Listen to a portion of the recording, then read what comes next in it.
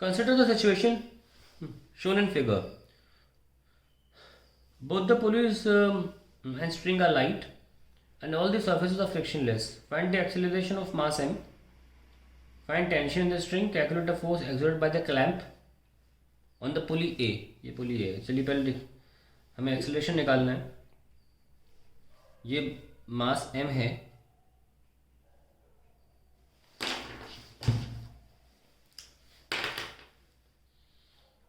इस पे नीचे mg लग रहा होगा और ऊपर टेंशन. ठीक है, टेंशन ऐसे लगा लो और जब तक रस्सी एक है टेंशन सेम रहता है. इसे नीचे जाता हुआ दिखा देते हैं M A. That means M G dominates tension and we get M A. यह हो गया. अब बारी इस ब्लॉक की है.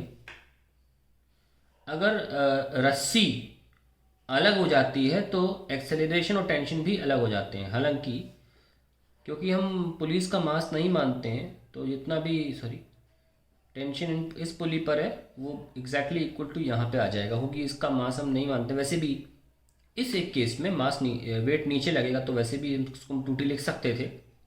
खैर, ये 2t यहाँ आ जाएगा. तो अब ब्लॉक की बात करें तो ब्लॉक पे 2t इधर और इस ब्लॉक पे कोई फोर्स इधर नहीं है, फ्रिक्शन नहीं है, तो इसको लिखा जा सकता है 2m and 2t is the reason for the block to move forward. 2m a dash cancel, t equals to m a dash. Remember that acceleration different हो जाते हैं अगर रस्सी बदल जाती है. अब इन एक्सेलरेशंस में रिलेशन निकालना काफ़ी आसान होता है. इसे हम बोलते हैं virtual work method. Virtual work method. इसको डायरेक्ट देखते हैं कैसे करते हैं. मान लीजिए ये ब्लॉक x1 डिस्टेंस नीचे जा रहा है और ये block x2 distance right side जा रहा है. तो टेंशन इनटू डिस्टेंस ये मल्टीप्लाई करना है, जैसा मैंने बोला टेंशन टू डिस्टेंस, और बराबर कर देना है इसके. लिखेंगे T x1 equals to 2t, क्योंकि इस पर 2t लग रहा है, x2. t से t cancel, so we have x नीचे जाने वाला is equals to 2x dash. क्योंकि मैंने डैश लिया था तो मैंने बदल दिया सफिक्सेस. और जब x में रिलेशन आ जाए ना, यही रिलेशन आप डायरेक्टली एक्सेलरेशन में भी रख सकते हैं, बिकॉज आप जस्ट डिफ्रेंशिएट कर रहे हैं. अगर एक स्टेप डिफ्रेंशिएट करोगे तो वेलोसिटी में भी रिलेशन आ जाएगा. तो हमारे पास रिलेशन आ गया, तो हम लिख सकते हैं t equals to m a by 2, क्योंकि a डैश क्या आया है a बाई 2. ठीक है.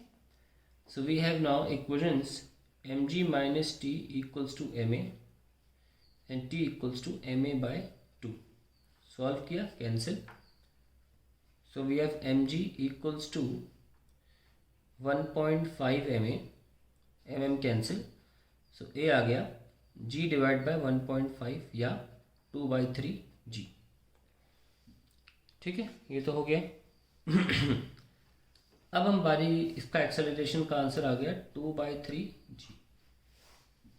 अब find tension in the string पूछा है, तो आप टेंशन को डायरेक्टली सॉल्व कर सकते हैं. देख सकते हैं क्या लिखा है. टेंशन है m into A, that is m into 2/3 g.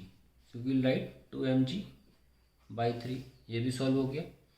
अब पूछा है calculate the force exerted by the clamp on the पुली. अब जब हम क्लैंप बना लेते हैं,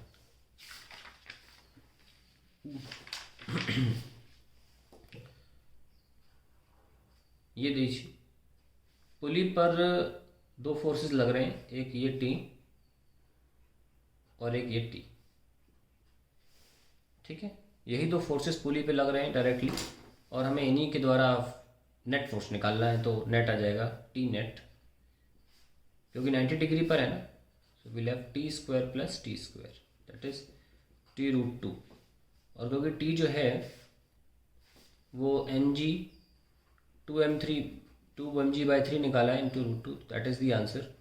और डायरेक्शन क्या हुआ, ऑब्वियसली 45 डिग्री पर होगा, क्योंकि दोनों बराबर है ना, इसलिए 45 डिग्री बता रहा हूँ मैं.